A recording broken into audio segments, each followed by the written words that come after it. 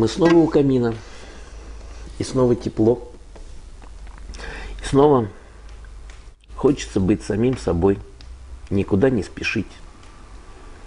Откровенно общаться друг с другом. В этом такая заключается роскошь. Роскошь человеческого общения. И здорово, когда люди друг друга понимают. Вообще люди, с моей точки зрения, это удивительные существа. И в каждом человеке важно видеть его духовное начало, его высшее начало, я бы сказал, божественное начало.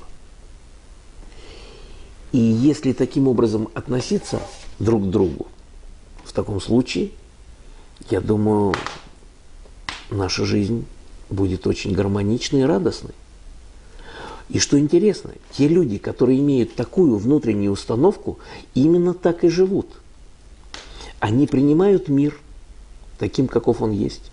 Они принимают людей такими, какие они есть.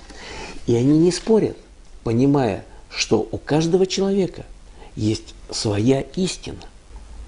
Мне хотелось бы прочесть стихотворение, которое родилось после встречи с одним моим знакомым. И я почувствовал тогда в его взгляде такое некое осуждение. То есть я почувствовал, что у человека есть модель, согласно которой должен вести себя я. Но моя жизненная модель может отличаться от его. И тогда родились вот эти стихи. В твоих глазах прописные истины, но мне не с руки плыть к изведанным берегам. Мое соло начинается там, где кончается горизонт. И я возьму свой оранжевый зонт и пойду по воде. Не ходи за мной, ты не любишь джаз, а за горизонтом не видно глаз с пеленой осуждения. Ты говоришь, идет война между светом и тьмой. Я не хочу воевать. Я остаюсь собой и ухожу из зоны сомнения. Что поделаешь, мы с тобой владеем истиной личного значения.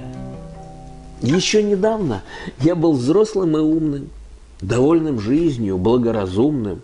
Я подавал голос заблудшему, призывая в святые края. Хотел изменить мир к лучшему, совсем не меняя себя. Теперь я ребенок, играющий жизненной тайной, не желающий знать мысли политиков, запах дворцовых интриг, вечность легко умещается в миг. Это так просто. Я материк, а не остров. Если в уме война, быть в войне наяву. Не берусь осуждать, по-другому живу. И ухожу из зоны сомнения. Что поделаешь, мы с тобой владеем истиной личного значения. Опять, это только моя точка зрения. Возможно, у тебя есть другая. Но давай позволим быть точки зрения и твоей, и моей. А может быть, они совпадают. Важно не это. Важно то, что мы можем быть собой, и мы можем принимать друг друга. Вот это действительно важно. У камина не хочется спорить. У огня не хочется никому ничего доказывать. Да и в принципе, какой в этом смысл? Важно просто быть самим собой. И у каждого есть свое предназначение. Как есть свое предназначение у этих дров. Без них не было бы огня. Дрова приносят себя в жертву огню. Но мы от этого огня получаем тепло. Это высокая жертва. Просто пришло время дереву отдать свою энергию огню, а нам согреться от этой энергии. И таким образом существует круговорот этих энергий. Ничто не исчезает, ничто, а просто меняет свою форму. И я глубоко верю в то, что и наша душа тоже не исчезает после того, как мы оставляем свое тело. Но это моя точка зрения. У тебя может быть другая. И все-таки, если поразмышлять на эту тему, важно не бояться страха смерти. Важно понимать свое предназначение. И ты сам выбираешь, какое оно. Я вспоминаю притчу о рыбе, которую поймал в реке медведь. И последней мыслью рыбы, когда медведь ее поглощал, было то, что она выполнила свое предназначение. Я уверен, что люди – это высокодуховные существа. И в то же время наше предназначение заключается в том, что приносит нам радость. И вот когда мы способны найти то, что приносит нам радость, мы можем это посвятить служению другим людям. Подумай, а что доставляет радость тебе? Что бы ты делал, если бы тебе не надо было думать о том, где заработать деньги? Что бы ты делал с особенным удовольствием? Внутри тебя, как и внутри каждого человека, есть свои уникальные струны. И важно их найти. Потому что каждый из нас уникален. А в мире уникальности не имеет смысла сравнивать друг друга. Как совершенно бесполезно сравнивать разные, различные, уникальные вещи. Ты умеешь делать то, чего не умею делать я. И умеешь делать многое лучше кого-то. Так давай друг у друга учиться этому, а не просто говорить, кто из нас лучше. Всему этому можно действительно учиться. Учиться у жизни. Учиться у людей. Потому что каждый человек, который встречается на моем пути, и каждый человек, который встречается на твоем пути, является учителем. И учителя очень мудрые. Иногда они дают нам очень интересные уроки. И когда бывает так, что выйдешь из себя, потом вдруг осознаешь себя и подумаешь, так ведь это учитель сегодня тебе дает такой урок. А наша задача не терять равновесие, жизненного равновесия. Потому что если есть равновесие, в таком случае мы способны двигаться. Это похоже на езду на велосипеде. Теряешь баланс, падаешь. Падаешь – больно. Жизненное равновесие заключается в том, что ты внутри обретаешь состояние гармонии, и жизнь внешняя отражает тебе это. Это как настроенные струны у гитары.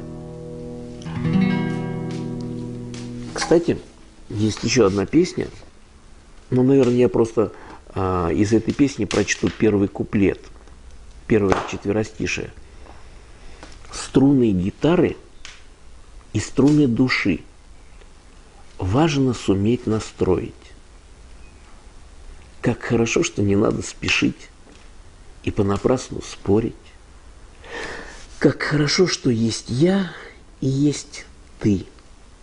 Дом, где мы можем согреться. Как хорошо, что мы строим мосты между умом и сердцем. И вот если одна струна расстроена, то уже гитара не будет звучать так, как нужно. Если одна из струн твоей души расстроена, то ты испытываешь дискомфорт, и ее следует подтянуть.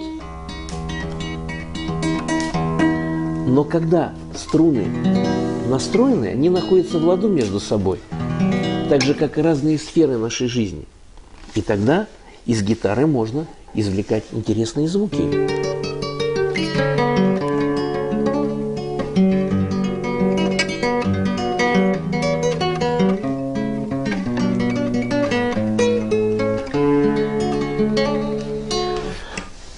Всему можно научиться.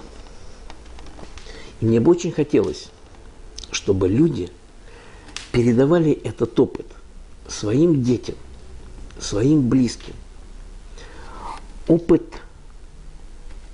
правильного отношения к жизни, правильного отношения друг к другу, правильного отношения к себе. И мне хочется сказать, что ты удивительное существо, которое находится в состоянии роста и развития, так же, как и я. И что ты достоин любви, что ты достоин уважения, что твой жизненный опыт не похож ни на какой другой жизненный опыт. Люби себя, цени себя, принимай себя таким, какой ты есть.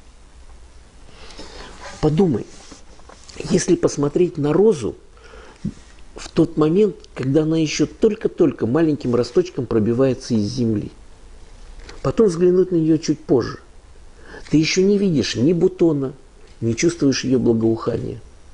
И можно сказать: роза, какая ты страшная. Да ты просто, по сути, зеленая колючка. Но зачем так говорить? Роза просто находится в стадии своего развития. Так же, как и мы находимся на определенной стадии своего развития. Но наступает момент, когда роза достигает состояния бутона, а потом и цветения. Я верю в то, что каждый человек рано или поздно на пути своей эволюции достигает этого удивительного состояния, когда бутон его сознания раскрывается и начинает благоухать. И тогда весь мир ликует. Я хочу, чтобы ты помнил об этом, потому что мир ждет рассвета твоего сознания.